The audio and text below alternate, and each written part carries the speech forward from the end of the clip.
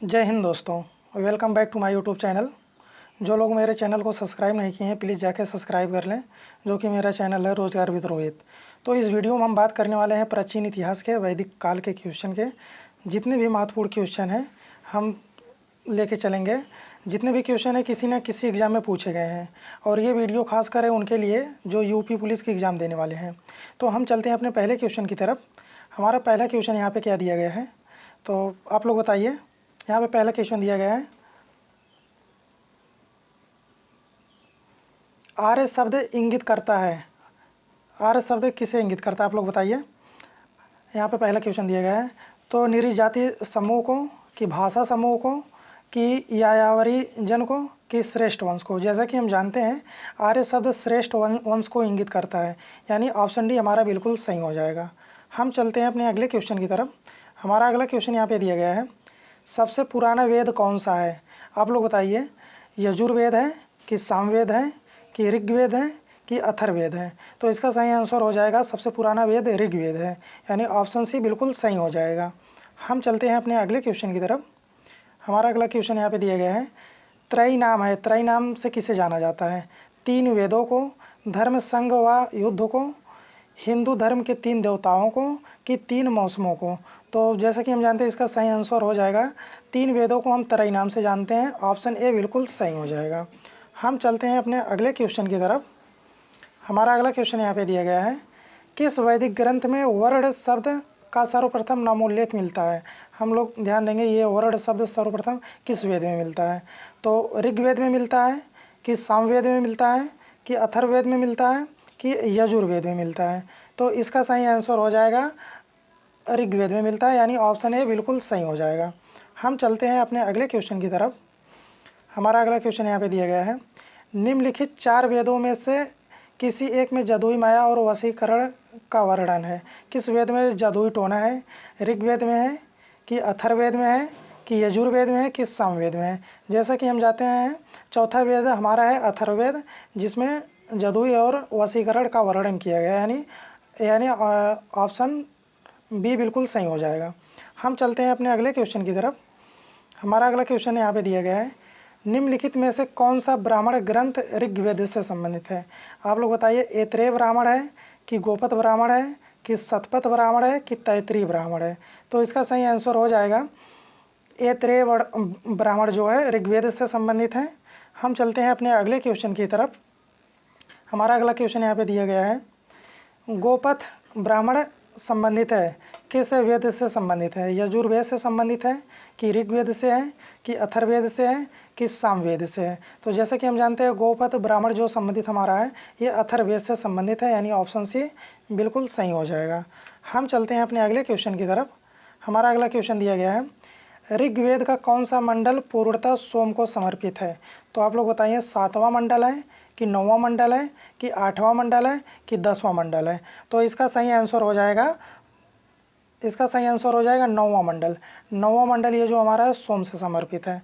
हम चलते हैं अपने अगले क्वेश्चन की तरफ।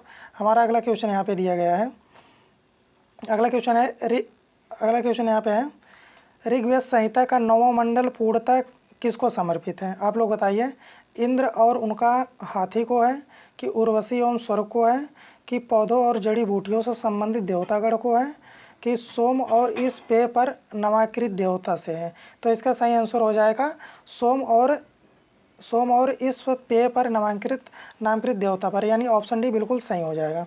हम चलते हैं अपने अगले क्वेश्चन की तरफ। हमारा अगला क्वेश्चन यहाँ पे क्या दिया गया है, यज्ञ संबंधी विधि विधान का पता चलता है। तो किससे पता चलता है, किस वेद में। ऋग्वेद में पता चलता है, कि ब्राह्मण ग्रंथ से पता चलता है, कि सामवेद से पता चलता है, कि यजुर्वेद से पता चलता है। तो इसका सही आंसर हो जाएगा यजुर्वेद से पता चलता है, ऑप्शन डी बिल्कुल सही हो जाएगा।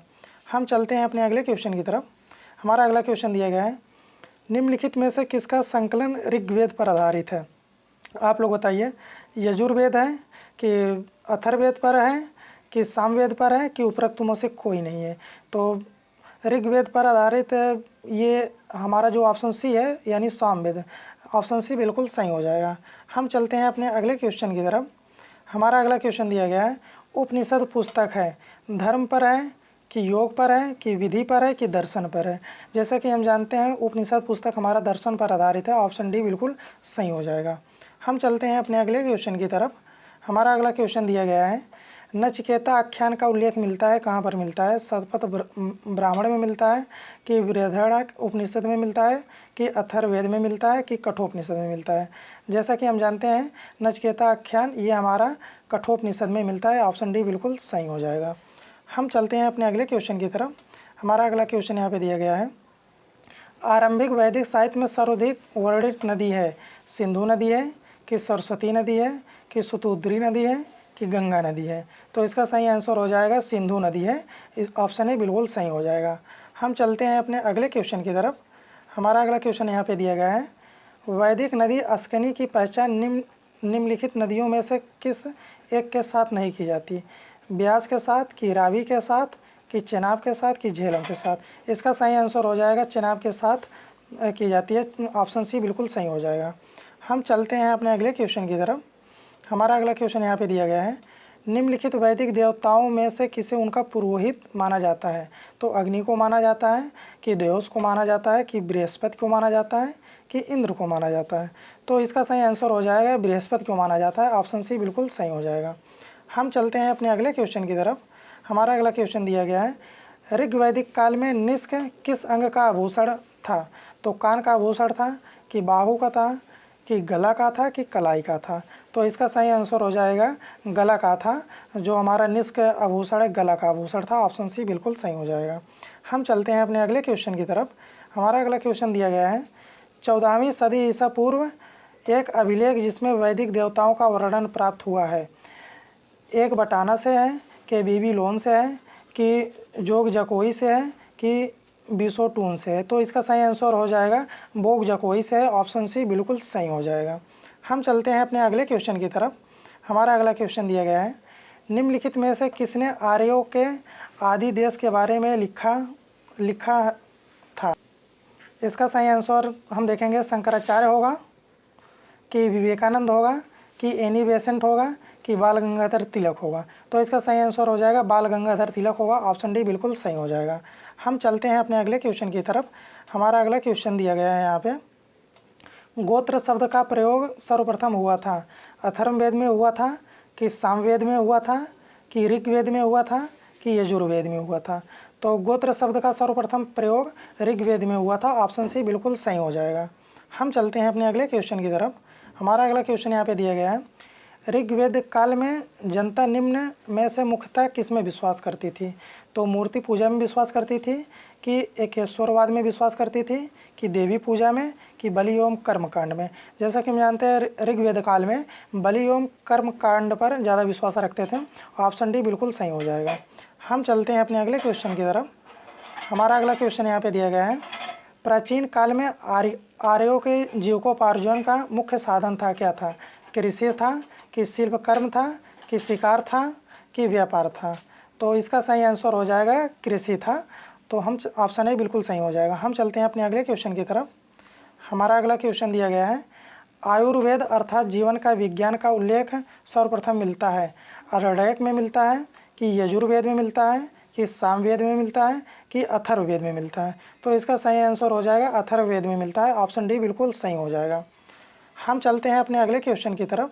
हमारा अगला क्वेश्चन यहाँ पे दिया गया है, निम्नलिखित में से किसे ऋग्वेद में युद्ध देवता समझा जाता है? अग्नि को समझा जाता है, कि सूर्य को समझा जाता है, कि इंद्र को समझा जाता है, कि वरुण को समझा जाता है? इसका सही आंसर हो जाएगा कि इंद्र को समझा जाता है। ऑप्शन सी बिल्कुल सही हो जाएगा। हम चलते हैं अपने अगले क्वेश्चन की तरफ।